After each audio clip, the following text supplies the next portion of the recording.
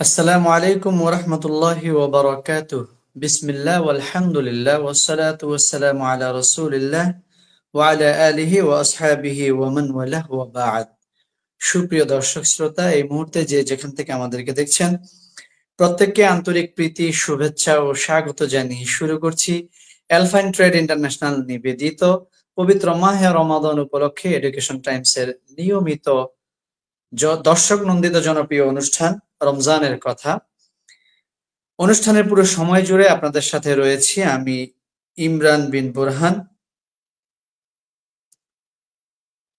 সুপ্রিয় দর্শক, এই মুহূর্তে যারা আপনারা আমাদেরকে দেখছেন, আপনাদের কাজ হচ্ছে আপনার টাইমলাইনে আমাদের এই অনুষ্ঠানটি শেয়ার করে দিয়ে আপনার প্রিয়জনদেরকে দেখার সুযোগ করে দিবেন। সুপ্রিয় দর্শক, আজকের এই অনুষ্ঠানটি তথা রমজানের কথা এই অনুষ্ঠানটি নিবেদন করছে এলফাইন ট্রেড ইন্টারন্যাশনাল। এটি বাংলাদেশ সরকার কর্তৃক অনুমোদিত ওয়ার্ক ভিসার একটি বিশ্বস্ত প্রতিষ্ঠান। বিশেষ করে এই প্রতিষ্ঠানটি সৌদি আরব এবং মালয়েশিয়ার ওয়ার্ক ভিসা নিয়ে কাজ করে। তাদের রয়েছে 3 মাসের এবং 15 মাসের ফ্রি ভিসার সুযোগ। যারা ওয়ার্কিং ভিসা খুঁজছেন তাদের জন্য হতে পারে এলফাইন ট্রেড ইন্টারন্যাশনাল আপনার পছন্দের সেরা। সুপ্রিয় দর্শক, আমরা আজকে কথা বলবো রমজানের কথা। এই অনুষ্ঠানে কথা বলবো গুরুত্বপূর্ণ একটি বিষয় নিয়ে, সেটি হচ্ছে মাহে রমাদানের করণীয় আমলগুলো। আপনারা জানেন প্রতিদিন রাত ঠিক 10:30টায় এডুকেশন টাইমস এর পেজ থেকে আমরা লাইভে আসি, ইসলামের বিভিন্ন গুরুত্বপূর্ণ বিষয়গুলো নিয়ে আপনাদের সাথে কথা বলার চেষ্টা করি। আজকে মাহে রমাদানের করণীয় আমলগুলো নিয়ে কথা বলার জন্য আমরা স্টুডিওতে আমন্ত্রণ জানিয়েছি বিশিষ্ট আলেমে দ্বীন হযরত মাওলানা ফয়সাল আকবর, সুনামধন্য আরবি প্রভাষক, সোনাইমুড়ি হামিদিয়া কামিল মাদ্রাসা। আমরা ওনাকে স্বাগত জানাচ্ছি। আসসালামু আলাইকুম ওয়া রাহমাতুল্লাহ। ওয়ালাইকুম আসসালাম ওয়া রাহমাতুল্লাহি ওয়া বারাকাতুহু। আসসালামু আলাইকুম ওয়া রাহমাতুল্লাহ। ওয়ালাইকুম আসসালাম ওয়া রাহমাতুল্লাহি ওয়া বারাকাতুহু। মুহতারাম, কেমন আছেন? আলহামদুলিল্লাহ, আমি ভালো আছি। আপনি কেমন আছেন? আলহামদুলিল্লাহ ভালো আছি। ব্যস্ততার মাঝেও আপনি আমাদের এডুকেশন টাইমস এর আমন্ত্রণে সাড়া দিয়ে স্টুডিওতে হাজির হয়েছেন। এই জন্য এডুকেশন টাইমস এর পক্ষ থেকে আপনাকে আন্তরিক ধন্যবাদ এবং মোবারকবাদ জানাচ্ছি। আমরা আপনার কাছে আসব, তার আগে দর্শকদেরকে জানিয়ে রাখতে চাই, সুপ্রিয় দর্শক যারা আপনারা আমাদেরকে সোশ্যাল মিডিয়া থেকে দেখছেন, আপনাদের প্রত্যেকের দায়িত্ব হচ্ছে এই মুহূর্তে আপনার টাইম লাইনে আমাদের এই লাইভটি শেয়ার করে দিয়ে আপনার প্রিয়জনদেরকে দেখার সুযোগ করে দিবেন। আজকে আমরা গুরুত্বপূর্ণ একটি বিষয়ে কথা বলবো, রমজানের কথা। এই অনুষ্ঠানে আজকে আমাদের গুরুত্বপূর্ণ আলোচ্য বিষয় হচ্ছে মাহে রমাদানে করণীয় আমলগুলো। এই বিষয়ের উপরে আলোচনা পেশ করার জন্য সবিনয় অনুরোধ জানাচ্ছি বিশিষ্ট আলেমে দ্বীন, বিশিষ্ট ইসলামী চিন্তাবিদ, গবেষক হযরত মাওলানা ফয়সাল আকবর, স্বনামধন্য প্রভাষক, সোনাইমুড়ি হামিদিয়া কামিল মাদ্রাসা। আসসালামু আলাইকুম ওয়া রাহমাতুল্লাহি ওয়া বারাকাতুহু। আলহামদুলিল্লাহ ওয়াসসালাতু ওয়াসসালামু আলা রাসূলিল্লাহ ওয়া আলা আলিহি ওয়া আসহাবিহি আজমাইন। উপস্থিত আজকের এই অনুষ্ঠানের সম্মানিত সঞ্চালক আমার প্রিয় বন্ধুবর ইমরান বিন বুরহান এবং যারা অনলাইনে দেশে বা বিদেশ থেকে শুনছেন, আপনাদের সবাইকে মাহে রমজানের শুভেচ্ছা জানাচ্ছি। আজকে আমাদের অনুষ্ঠানের আলোচ্য বিষয় হচ্ছে মাহে রমজানের করণীয় আমল সমূহ।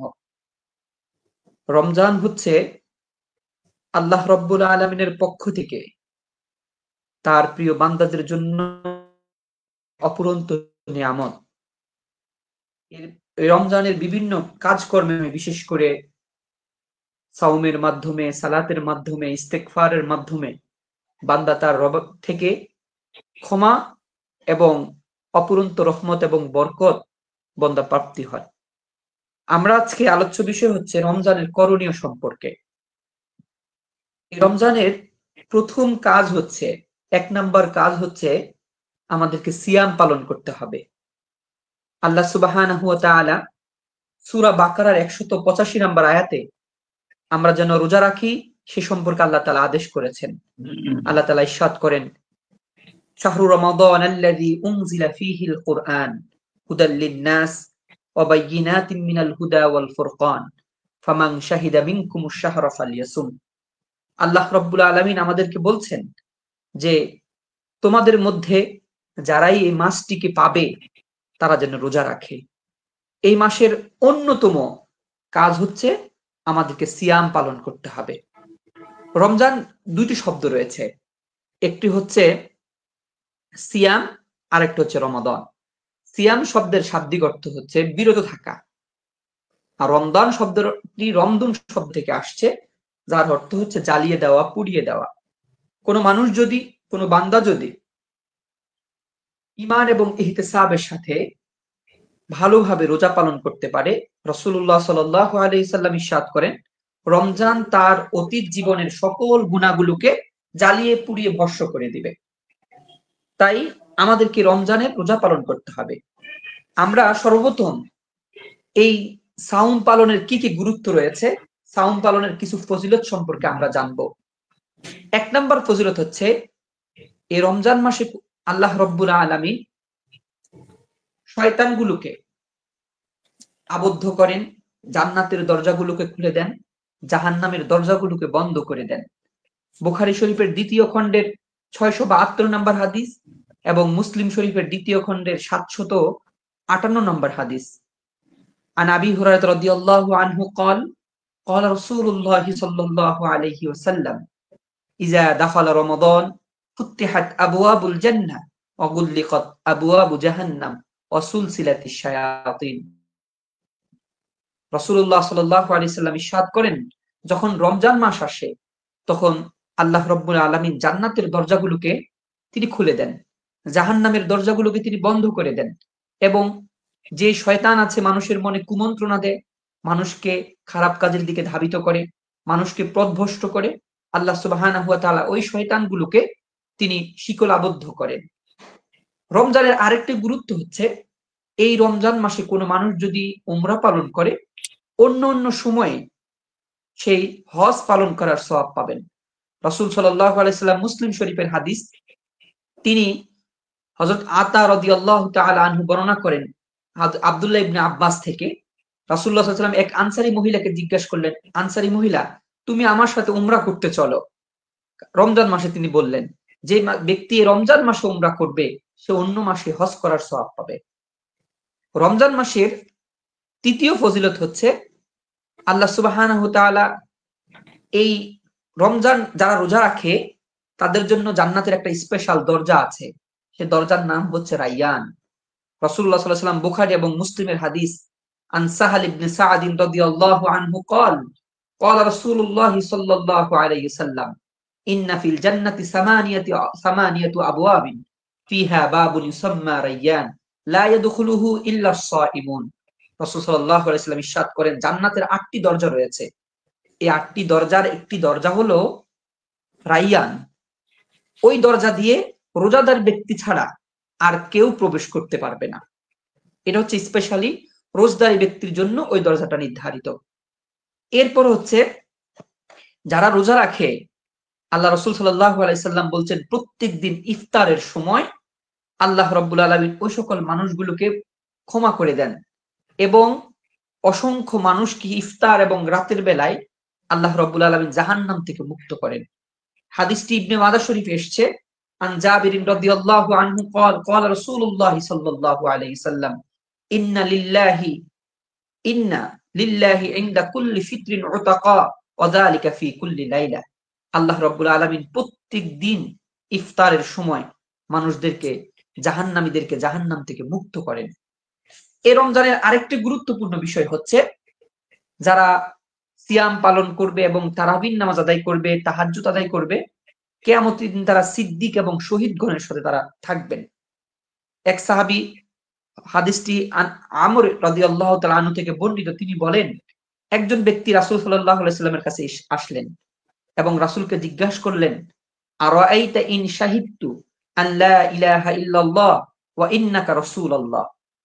হে রাসূল, আমি যদি একথা বলি যে আল্লাহ ছাড়া আর কোনো ইলাহ নাই এবং আপনি আল্লাহর রাসূল, ওয়া সাল্লাইতু সালাতাল খামস, আমি যদি ৫ ওয়াক্ত নামাজ পড়ি, ওয়া আদাইতু যাকাতা, যাকাত আদায় করি, ওয়া সাল্লাইতু রমাদান, রমজান মাসের রোজা রাখি, তাহলে ফামিম্মান আনা, আমি কোন দলের অন্তর্ভুক্ত হব? রাসূল বলছেন ক্বালা মিনাস সিদ্দিকিন ওয়াশ শুহাদা, নিশ্চয়ই তুমি সিদ্দিকিন এবং শহীদদের সাথেই তুমি অন্তর্ভুক্ত হবে রোজা রাখলে। এই হাদিসটি এসেছে ইবনে হিব্বানে। এরপর হচ্ছে আল্লাহ রাব্বুল আলামিন বুখারী শরীফের 1904 নম্বর হাদিস, রাসূল বলেছেন যে বনি আদমের প্রত্যেকটি কাজকর্ম তার জন্য, কুল্লু আমালিন ইবনে আদম লাহু ইল্লা সিয়াম, বনি আদমের প্রত্যেকটি সওয়াব, ধরেন আমরা যখন নামাজ পড়ি, যখন সাদকা করি, যখন যে কোনো ভালো কাজ করি, এটা ফেরেশতারা লিখে রাখেন। কিন্তু রোজা যখন মানুষ রাখে, রোজার কি ফজিলত কতটুকু হবে, কি হবে, পুরস্কারটা কি হবে, এটা আল্লাহ রাব্বুল আলামিন ফেরেশতাদেরকে লিখতে নিষেধ করেছেন। তিনি বলেছেন ফা ইন্নাহু লি ওয়া আনা আজজি বিহি, বান্দা রোজাকে আমার জন্যই রাখে এবং এর পুরস্কার আমি আল্লাহ তাআলা নিজ হাতে দিব। এবং রাসূল বলেছেন ওয়াল্লাযী নাফসি মুহাম্মাদুন বিয়াদিহি লা খালুফু ফামিস সাইমি আতিয়াবু ইনদাল্লাহি মির রিহিল মিস্ক, মানুষ যখন রোজা রাখে সারাদিন না খেয়ে থাকার কারণে তাদের স্টোমাকে টক্সিন জাতীয় এক ধরনের পদার্থের উদ্ভব হয় এবং এর কারণে তাদের মুখে এক ধরনের দুর্গন্ধের সৃষ্টি হয়। আল্লাহ রাসূল বলছেন কোন রোজদারি রোজা রাখার কারণে তাদের মুখে যে দুর্গন্ধ তৈরি হবে, এটা আল্লাহর কাছে মিষ্কের চেয়ে অনেক বেশি সুগন্ধিময়। এবং রাসূল বলেছেন লিস-সাইমি ফারহাতান, ফারহাতুন ইনদা ফিতরিহি ওয়া ফারহাতুন ইনদা লিকাই রাব্বিহি, রোজদারের জন্য দুটো পুরস্কার স্পেশাল রয়েছে, দুটা মহা খুশির সময় রয়েছে। একটা হচ্ছে রোজদারি যখন সারাদিন না খেয়ে থাকার পর ইফতার করে, তখন তাতে সে অত্যন্ত খুশি হয়, আনন্দিত হয়। আরেকটা হচ্ছে সে যখন পরকালে মহান রবের সাথে সাক্ষাৎ করবে। এরপরে রোজা যারা সিয়াম পালন করছে, আসলে কোরআন তেলাওয়াত করছে, রোজা এবং কোরআন তাদের জন্য কিয়ামতের মাঠে আল্লাহর কাছে সুপারিশ করবে। রাসূল সাল্লাল্লাহু আলাইহি সাল্লাম বলেছেন, মুসনাদে আহমদের হাদিস 6626 নম্বর হাদিস, রাসূল বলেছেন আসিয়াম ওয়াল কুরআন ইয়াশফাআনি লিল আবদ, নামাজ এবং রোজা কিয়ামতের মাঠে আল্লাহর কাছে যিনি রোজা রেখেছেন, যিনি নামাজ কোরআন তেলাওয়াত করেছেন, তার জন্য সুপারিশ করবে। ইয়াকুলুস সিয়াম, রোজা বলবে আয় রব্বি ইন্নী মানাতুহু তুআমা ওয়াশ শাহাওয়াতা বিন নাহার ফাশাফিনি ফি, আল্লাহ আমি তোমার এই বান্দাকে সারাদিন না খেয়ে রেখেছি এবং সে তার বৈধ স্ত্রীর কাছেও সে যায় নাই, সুতরাং তার পক্ষে আমার সুপারিশ আপনি গ্রহণ করেন।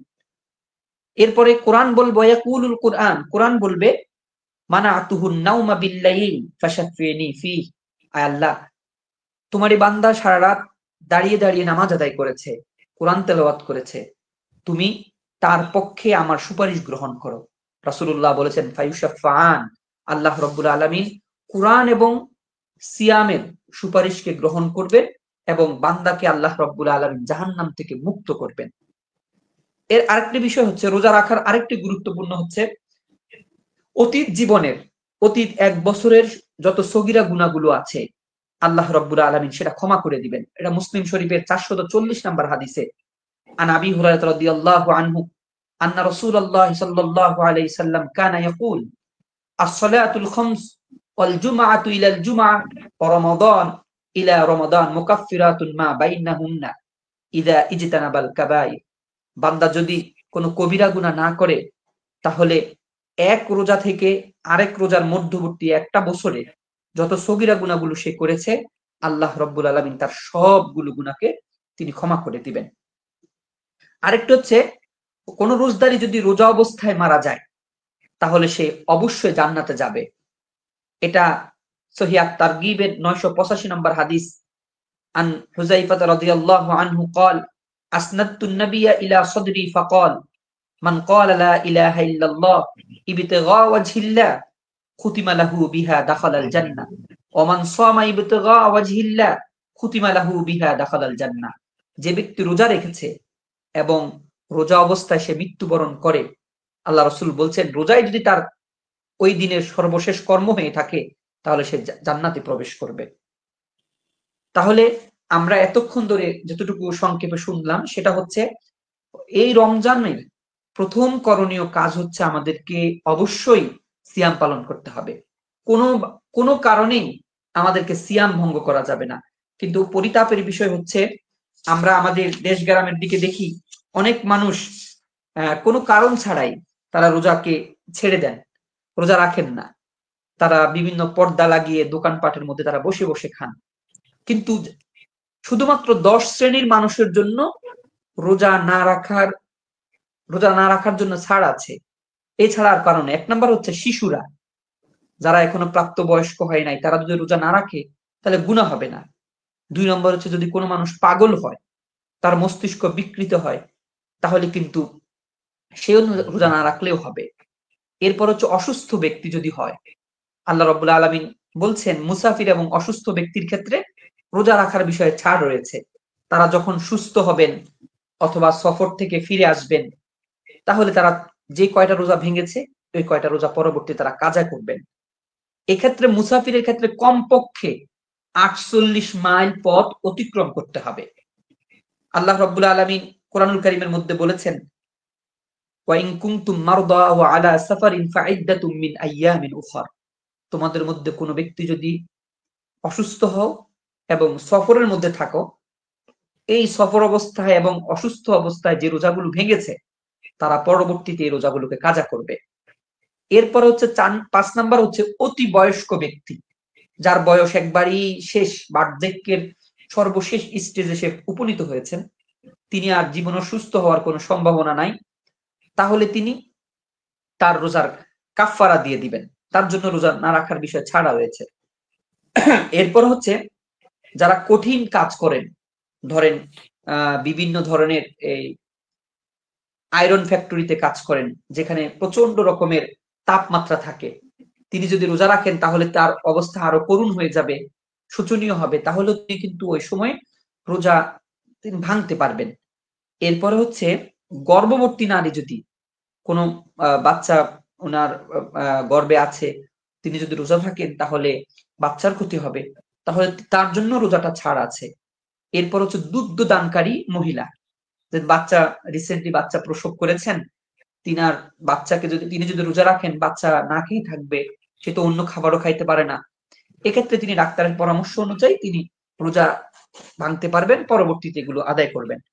এরপরে 9 এবং 10 নাম্বার হচ্ছে মহিলাদের যে মাসিক যে পিরিয়ড হয় এবং নিফাজ হয় বাচ্চা প্রসবের পর, এই ধরনের সমস্যার কারণে তো তারা রোজা ভাঙতে পারবে।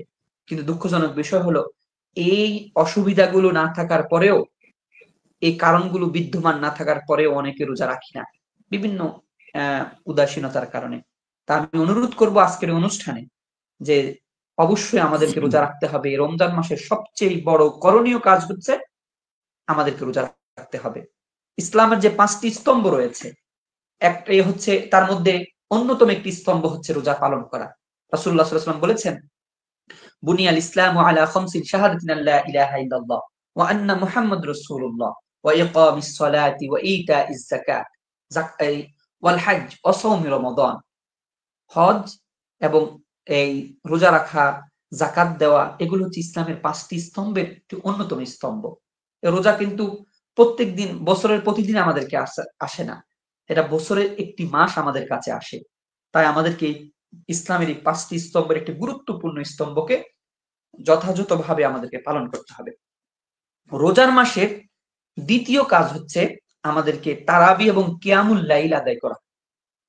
আমরা আমাদের ইমাম সাহেবদের সাথে আমরা তারাবির নামাজ আদায় করব। এক্ষেত্রে 8 রাকাত, 20 রাকাত এগুলো নিয়ে দ্বন্দ্বে আমরা জড়াবো না, বরং ইমাম সাহেব যত রাকাত পড়েন, যে মসজিদে যত রাকাত পড়েন, আমরা শুরু থেকে শেষ পর্যন্ত ইমাম সাহেবের সাথে থাকব। আর দ্বিতীয় বিষয় হচ্ছে আমাদের তাদিলে আরকান যেন ঠিক থাকে। গ্রামগঞ্জে যেভাবে তারাবির নামাজ হয় খুব দ্রুততার সাথে, এভাবে ইসলাম সম্বোধন করে না। কোরআনুল কারীম তেলাওয়াত করতে হবে। আল্লাহ রাব্বুল আলামিন ইরশাদ করেছেন সূরা মুজাম্মিলে, ওয়ারাত্তিলিল কুরআনা তারতিলা। তারতিল অনুযায়ী কোরআন তেলাওয়াত করতে হবে নামাজের মধ্যে, যাতে করে একটা আয়াতের পর একটু থামে আরেকটা আয়াতকে তেলাওয়াত করতে হবে ধীরে ধীরে। কিন্তু দুঃখজনক বিষয় হচ্ছে আমাদের ইমাম সাহেবরা একদমই পড়ে ফেলেন সূরা ফাতিহা, আর একদমই আরেকটা সূরা পড়ে রুকু সিজদা করেন। এই ধরনের নামাজের রাকাত না বৃদ্ধি করে নামাজের কোয়ালিটিটা বৃদ্ধি করতে হবে। এখানে কত রাকাত পড়লো ওইটা নিয়ে দ্বন্দ্বে না জড়িয়ে আমরা যত রাকাতই পড়ি ওটা সুন্দরভাবে পড়ছি কিনা এটা বুঝতে হবে। আল্লাহ রাসূল সাল্লাল্লাহু আলাইহি ওয়াসাল্লাম বুখারী শরীফের প্রথম খণ্ডের 22 নম্বর হাদিস, মুসলিম শরীফের প্রথম খণ্ডের 523 নম্বর হাদিস, রাসূলুল্লাহ বলেছেন, মান কামা রমাদানান ঈমানান ওয়া ইহতিসাবান গুফিরা লাহু মা তাকদ্দামা মিন যামবিহি। কোন মানুষ যদি ঈমান এবং ইহতিসাবের সাথে সুন্দরভাবে রাতের কিয়ামুল লাইল তারাবিগুলো আদায় করে, তার অতীত জীবনের সমস্ত গুনাহগুলো আল্লাহ তাআলা ক্ষমা করে দিবেন। এরপর হচ্ছে রমজানের তৃতীয় কাজ হচ্ছে সময় হওয়ার সাথে সাথে ইফতার গ্রহণ করা, দেরি না করা। ধরেন আমাদের কাছে এখন কিন্তু অ্যান্ড্রয়েড ফোন আছে এবং সবাই জানতে পারি যে আমাদের এলাকায় কয়টা বাজে ইফতার হবে। আমরা কিন্তু মাইকের আওয়াজের জন্য অনেকে অপেক্ষা করে যে মাইক মসজিদ থেকে আজান আসলে আমি ইফতার করা শুরু করব। অথচ আমাদের হাতে কিন্তু ফোন আছে, আমরা ইচ্ছা করলেই টাইমলি আমরা ইফতারটা করতে পারি। রাসূলুল্লাহ সাল্লাল্লাহু আলাইহি সাল্লাম বলেছেন বুখারী শরীফের দ্বিতীয় খণ্ডের 262 নম্বর হাদিস, মুসলিম শরীফের দ্বিতীয় খণ্ডের 771 নম্বর হাদিস, রাসূল বলছেন, লা ইয়াজালুন নাসু বিখাইরিন মা আজ্জালুল ফিতরা। মানুষ ততদিন পর্যন্ত কল্যাণের মধ্যে থাকবে যতদিন পর্যন্ত মানুষ সময় হওয়ার সাথে সাথে ইফতার গ্রহণ করবে। এরপরে রাসূল সাল্লাল্লাহু আলাইহি সাল্লাম বলছেন, মুসনাদে আহমদের হাদিস, তৃতীয় খণ্ডের 12 নম্বর হাদিস, তিনি বলছেন, আস-সাহুরু আকলুহু বারাকা ফালা তাদউহু ওয়ালাউ আন ইয়াজরা জুরআতাম মিন মাই ফাইন্নাল্লাহ আযজা ওয়া জাল্লা ওয়া মালায়েকাতুহু ইসাল্লুনা আলাল মুস্তাসহিরিন। এটা হচ্ছে রমজানের চতুর্থ কাজ, সেটা হলো আমাদেরকে এই সাহারি গ্রহণ করতে হবে। আমাদের অনেকে আছে রাতের বেলা যখন আমরা ঘুমাই, ভোর রাত্রে উঠতে কষ্ট হয় বলে তারা সেহরিকে ছেড়ে দেন। রাসূল বলছেন, আস-সাহুরু আকলুহু বারাকা, অবশ্যই সেহরি খাওয়ার মধ্যে বরকত রয়েছে। ফালা তাদউহু, তোমরা এই সেহরিকে পরিত্যাগ করবে না। ওয়ালাউ আন ইউজরা জুরআতাম মিন মাইন, যদি এক গ্লাস পানি, এক ঢোক পানিও হয়, এক ঢোক পানি দিয়েও হইলেও তোমরা সাহারি গ্রহণ করবে। ফাইন্নাল্লাহ আযজা ওয়া জাল্লা ওয়া মালায়েকাতুহু ইসাল্লুনা আলাল মুস্তাসহিরিন।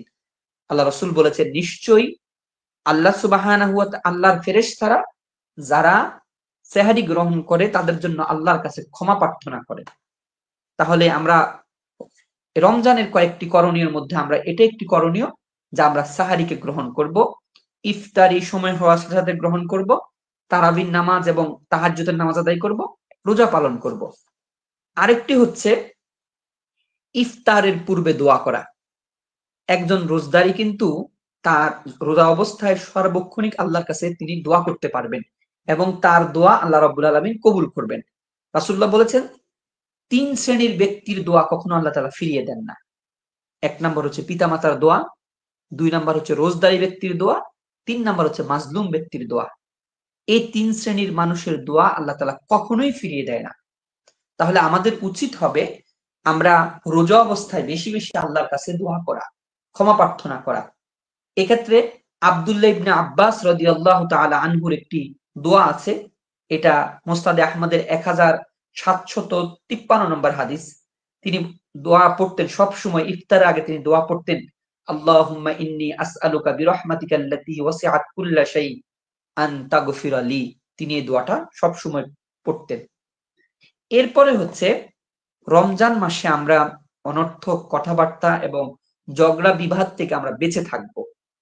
রোজা মানে শুধু এটা নয় যে আমরা না খেয়ে থাকলাম, এটা কিন্তু রোজা নয়।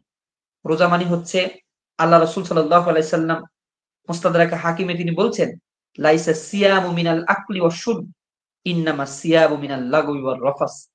রোজা শুধুমাত্র না খেয়ে থাকা, না পান করে থাকার নামই রোজা নয়, বরং রোজা হচ্ছে অনর্থক কথাবার্তা থেকে বিরত থাকা। এরপরে বুখারী শরীফের দ্বিতীয় খণ্ডের 673 নম্বর হাদিসে রাসূল বলেছেন, মাল্লাম ইয়াদা কাওলা যুর ওয়াল আমালা বিহি ফালাইসা লিল্লাহি হাজাতুন আন ইয়াদা তুআমাহু ওয়া শারাবা। রাসূল সাল্লাল্লাহু আলাইহি ওয়াসাল্লাম ইরশাদ করেছেন, যে ব্যক্তি রোজা অবস্থায় অনর্থক কথাবার্তা পরিত্যাগ করতে পারলো না, অনর্থক কাজ পরিত্যাগ করতে পারলো না, তার না খেয়ে থাকা, না পান করে থাকা আল্লাহর কোনো কাজেই আসবে না। এটা জাস্ট একটা ক্ষুধা হবে, ক্ষুধার কষ্ট হবে, সে আল্লাহর পক্ষ থেকে কোনো ধরনের পুরস্কার সে পাবে না, কারণ সে অনর্থক কথাবার্তা বলছে রোজা অবস্থায়। এজন্য আমরা চেষ্টা করব রোজা অবস্থায় অনর্থক কথাবার্তা পরিহার করা। আমরা রোজা অবস্থায় যে কাজগুলো আল্লাহ তাআলা অপছন্দ করেন সেগুলো আমরা পরিহার করা।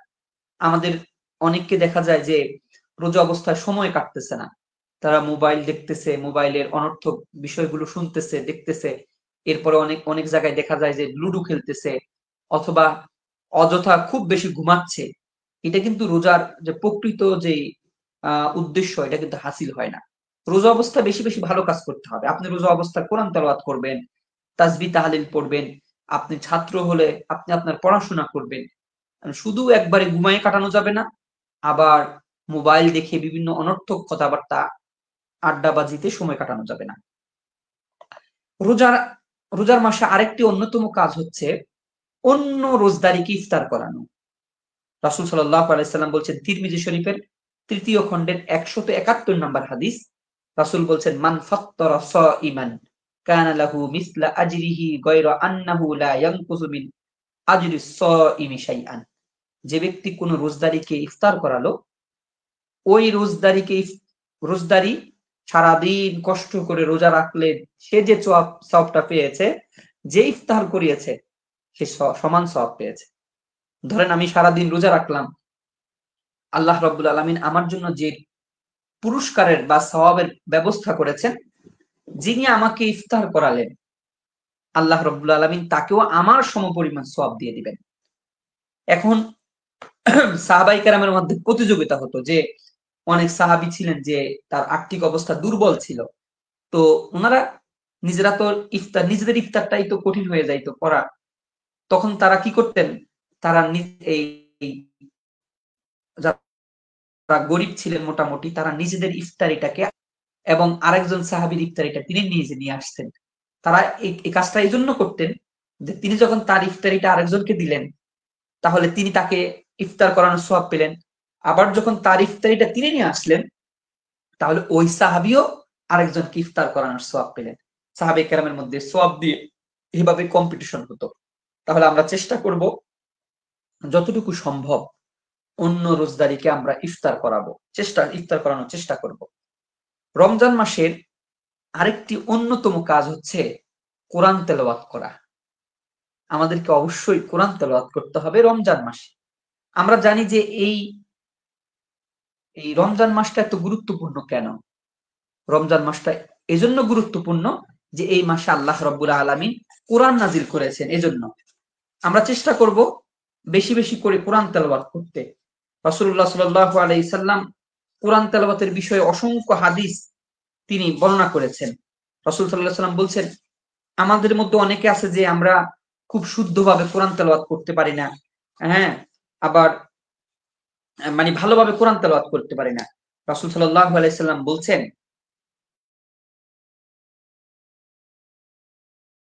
হাদিস মুসলিম শরীফের প্রথম খণ্ডের 549 নম্বর হাদিস, বলছেন আল মাহিরু বিল কুরআনি মা সাফারাতিল কিরামিল বারারা। যারা খুব ভালোভাবে কোরআনের দক্ষ, কোরআন ভালোভাবে তেলাওয়াত করতে পারে, বুঝতে পারে, কোরআন অনুযায়ী জীবন পরিচালনা করে, তাদের মর্যাদা হচ্ছে মা সাফারাতিল কিরামিল বারারা, সম্মানিত ফেরেশতাদের সমতুল্য। সম্মানিত ফেরেশতা কারা? হযরত জিবরাইল, মিকাইল, ইসরাফিল, হযরত মালাকুল মউত বা আজরাইল আলাইহিস সালাতু ওয়াস সালাম, তারা হচ্ছে সম্মানিত ফেরেশতা। যারা কোরআন শরীফে অভিজ্ঞ, তাদের সম্মান হবে সম্মানিত ফেরেশতাদের মতো। আবার যারা কোরআন তেলাওয়াত করতে গিয়ে বেঁধে যায়, ধরেন কষ্ট হয়, খুব একটা দক্ষ না, আল্লাহ রাসূল বলছেন ওয়াল্লাযী ইয়াকরাউল কুরআন ওয়া ইয়াতাতাআতাউ ফীহি,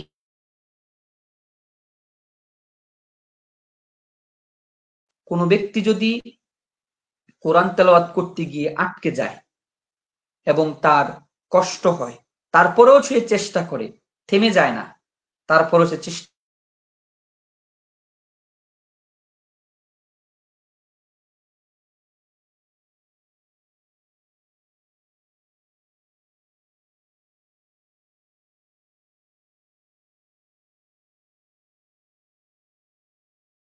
আমরা যেন এই কোরআনটা আটকে গেলেও আমরা আবার এটাকে পড়ার চেষ্টা করব ইনশাআল্লাহ।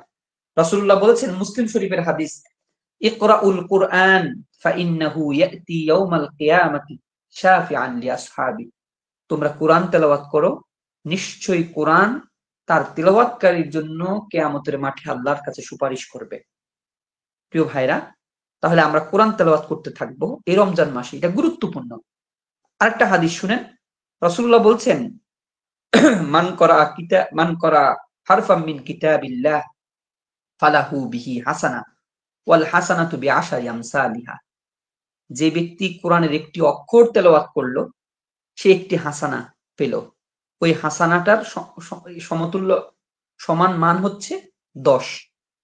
তার মানে আমরা চেষ্টা করব কোরআন তেলাওয়াত করতে। আরেকটি হাদিসে রাসূল বলেছেন যে তোমরা কোরআন তেলাওয়াত করলে কোরআনের প্রত্যেকটি অক্ষরের বিনিময়ে আল্লাহ রাব্বুল আলামিন আমাদেরকে 10টি করে সওয়াব দিবেন। তিনি বলছেন, লা আকুলু আলিফুন আলিফ লাম মিম হারফুন বাল আলিফুন হারফুন ওয়া লামুন হারফুন ওয়া মিমুন হারফুন। রাসূল বলছেন কোরআনের প্রত্যেকটি অক্ষর তেলাওয়াত করার জন্য তোমরা 10টা করে সওয়াব পাবে। আমি বলছি না যে আলিফ লাম মিম একটা অক্ষর, বরং আলিফ একটা অক্ষর, লাম একটি অক্ষর, মিম একটি অক্ষর। তাহলে আমরা কোরআনের প্রত্যেকটি আয়াত, প্রত্যেকটি অক্ষর তেলাওয়াত করার মাধ্যমে 10টি করে নেকি আমরা আল্লাহর পক্ষ থেকে পাবো। প্রিয় ভাইরা, এরপরে হচ্ছে রমজানের আরো একটি গুরুত্বপূর্ণ কাজ হলো আমরা এই মাসে বেশি বেশি করে দান সদকা করব। আল্লাহ রাব্বুল আলামিন এই মাসের প্রত্যেকটি কাজের বিনিময়ে তিনি 70 গুণ বেশি করে সওয়াব দিয়ে থাকেন। আমরা চেষ্টা করব রমজান মাসে বেশি বেশি করে আল্লাহর রাস্তায় আমরা দান করতে। হাদিসে এসেছে রাসূল সাল্লাল্লাহু আলাইহি সাল্লাম, জিবরাইল আলাইহিস সালাতু ওয়াস সালাম এই মাসে রাসূল সাল্লাল্লাহু আলাইহি সাল্লামের কাছে আসতেন এবং এসে রাসূলকে কোরআন তেলাওয়াত শোনাতেন, এবং রাসূল নিজেও জিবরাইলকে কোরআন তেলাওয়াত শোনাতেন। এবং রাসূল সাল্লাল্লাহু আলাইহি সাল্লাম এই মাস আসলে প্রবাহিত বাতাসের মতো তিনি দান করতেন। প্রবাহিত বাতাস, যেমন ধরেন প্রবাহিত বাতাস যখন আসে তখন কিন্তু মুসলিম অমুসলিম কাফের সবার গায়ে কিন্তু তিনি বাতাসটা লাগে, তাই না? রাসূল সাল্লাল্লাহু আলাইহি ওয়াসাল্লাম যখন দান করতেন তিনি চেষ্টা করতেন যে সবাইকে দান করতে। তাহলে আমরা দেখব যে আমাদের আশপাশে যে মানুষগুলো আছে, হ্যাঁ, কারা বেশি অসহায় দরিদ্র এই রমজান মাসে কষ্ট পাচ্ছে, আমরা তাদেরকে বেশি বেশি করে দান সদকা করার চেষ্টা করব ইনশাআল্লাহ। এবং আমরা যেন আমাদের অর্থ সম্পদ থাকার পরেও আমাদের আশপাশের কোনো মানুষ যেন বঞ্চিত না হয়, ক্ষুধায় কষ্ট না পায়। কিয়ামতের মাঠে আল্লাহ তাআলা বান্দাদেরকে বলবে, আমি ক্ষুধার্ত ছিলাম, তোমরা আমাকে খাবার দাও নাই। তখন মানুষ বলবে, আল্লাহ তুমি কিভাবে ক্ষুধার্ত ছিলে? তখন আল্লাহ বলবেন, তোমার যে পাশের একটা মানুষ ক্ষুধার্ত ছিল, তুমি যদি তাকে খাওয়াইতে তাহলে আমাকেই খাবার দেওয়া হতো। তা আমরা চেষ্টা করব এই মাসটিতে, যেহেতু এই মাসে প্রত্যেকটা কাজ 70 গুণ বেশি হয়, এজন্য আমরা চেষ্টা করব মানুষদেরকে বেশি বেশি করে দান সদকা করতে। এরপরে হলো আরেকটি গুরুত্বপূর্ণ কাজ হচ্ছে আমরা মিসওয়াক করব এই মাসে বেশি বেশি করে। প্রত্যেক মাসে রমজানের বাহিরেও করব, কিন্তু রমজান মাসে আমরা মিসওয়াকটার ব্যবহারটা বেশি করব। রাসূল সাল্লাল্লাহু আলাইহি ওয়াসাল্লাম বলছেন, লাউলা আশুক্কা আলা উম্মতি লা আমারতুহুম সিওয়াকা ইনদা কুল্লা উযু। যদি আমি আমার বান্দার জন্য, উম্মতের জন্য বেশি কষ্ট হবে এটা যদি না ভাবতাম, তাহলে প্রত্যেকটা ওযুর সময় তাদেরকে মিসওয়াক করাটাকে আমি বাধ্যতামূলক করতাম। তাহলে আমরা চেষ্টা করব আমরা যেন এই রমজান মাসে বেশি বেশি করে মিসওয়াক করব। বিশেষ করে রোজা অবস্থায় কিন্তু আমরা ফজরের নামাজটা পাবো, জোহরের নামাজ পাবো, আসরের নামাজ পাবো। এই নামাজগুলোতে আমরা অন্তত পক্ষে বেশি বেশি করে মিসওয়াক করব। এরপরে হচ্ছে যাদের সামর্থ্য আছে এই মাসে তারা যেন উমরা করে। আমরা একটু আগে বলেছিলাম যে যারা এই মাসে উমরা করবে তারা কিন্তু অন্য মাসে হজ করার সওয়াব পাবে। তারপরে রমজানের আরেকটি গুরুত্বপূর্ণ ইয়ে হলো লাইলাতুল কদরকে তালাশ করা এবং ইতিকাফ করা। আমরা জানি যে এই লাইলাতুল কদর আল্লাহ রাব্বুল আলামিন একটি রাতকে নিয়ে একটা সূরা নাজিল করেছেন। আল্লাহ তাআলা সূরা কদরের মধ্যে বলছেন, ইন্না আনজালনাহু ফি লাইলাতিল কদর, নিশ্চয় আমি কোরআনকে লাইলাতুল কদরের রাতে নাজিল করেছি। ওমা আদরাকা মা লাইলাতুল কদর, রাসূল আপনি কি জানেন যে লাইলাতুল কদরটা কি? লাইলাতুল কদরি খায়রুম মিন আলফি শাহর। লাইলাতুল কদর হচ্ছে 1000 মাসের চেয়েও উত্তম একটি রাত। তার মানে হচ্ছে এই লাইলাতুল কদর যদি কোনো ব্যক্তি সুন্দরভাবে পালন করতে পারে তাহলে 1000 মাস ধরে যে ইবাদত করার সওয়াব আল্লাহ রাব্বুল আলামিন তাদেরকে এক রাতে সেটা দান করবে। কিন্তু মজার বিষয় হচ্ছে এই লাইলাতুল কদর কিন্তু কোনো নির্দিষ্ট না। আমরা যেরকম 26 তারিখ দিবাগত রাত্রি মানে 27 তারিখ আমরা লাইলাতুল কদর পালন করি, এটা কিন্তু সুনির্দিষ্ট না। আল্লাহ রাসূল সাল্লাল্লাহু আলাইহি সাল্লাম কিন্তু লাস্ট 10টা রাতকে লাইলাতুল কদর খোঁজার জন্য বলেছেন। তিনি বলেছেন, লাইলাতুল কদর সম্পর্কে বুখারীর হাদিস আছে, বলছেন, মান কামা লাইলাতুল কদরি ঈমানান ওয়া ইহতিসাবান গুফিরা লাহু মা তাকদ্দামা মিন যামবি। কোন ব্যক্তি যদি লাইলাতুল কদর রাতে ঈমান এবং ইহতিসাবের সাথে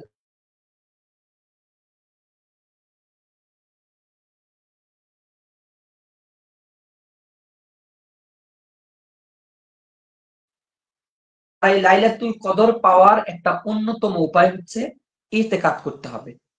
যিনি ইতিকাফ করেন তিনি কিন্তু লাইলাতুল কদর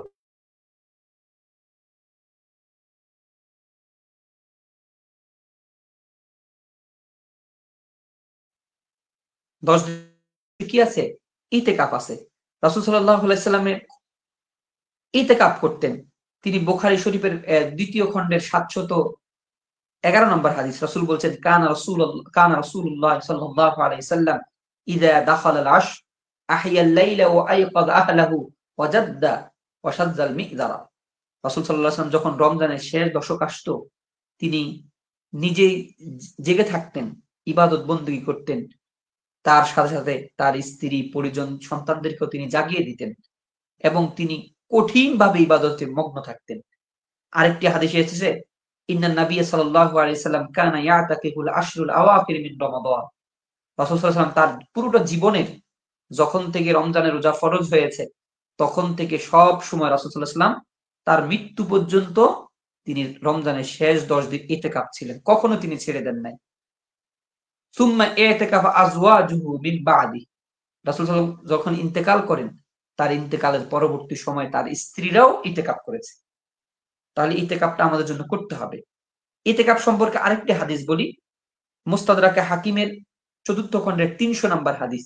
রাসূল সাল্লাল্লাহু আলাইহি সাল্লাম বলেছেন, মান ইতিকাফা ইয়াওমান ইবতিগা ওয়াজহিল্লাহ জাআলাল্লাহু বাইনাহু ওয়া বাইনান নারি সালাসা খানাদিক ওয়া কুল্লু খানাদিকিন আবআদু বাইনাল খাফিকিন।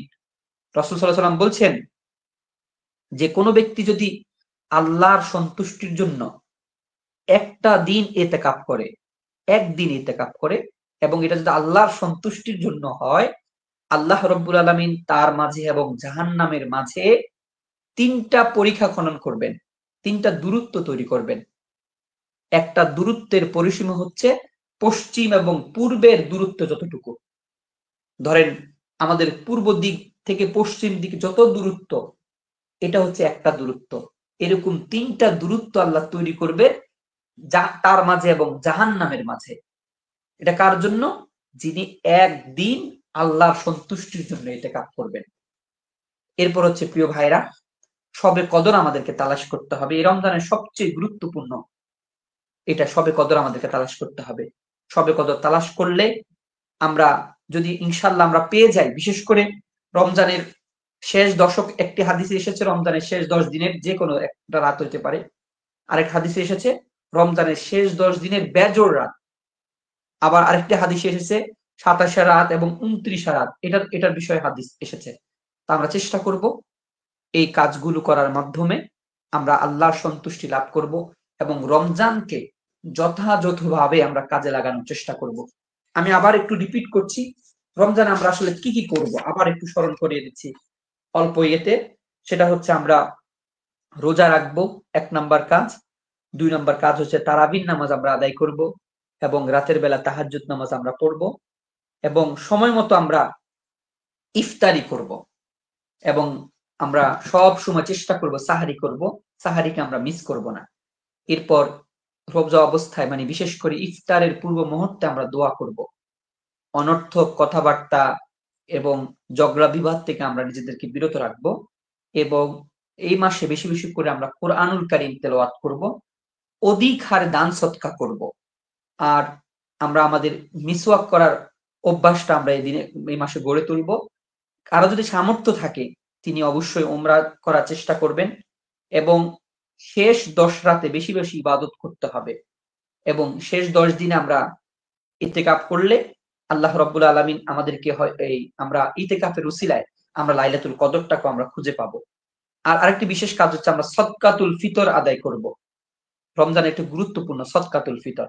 সদকাতুল ফিতর দিলে এই রমজান মাসে যে ছোটখাটো ভুল ত্রুটি হয়, আল্লাহ রাব্বুল আলামিন আমাদেরকে এই ভুল ত্রুটিগুলো সদকাতুল ফিতর আদায় করার মাধ্যমে তিনি দূর করে দিবেন।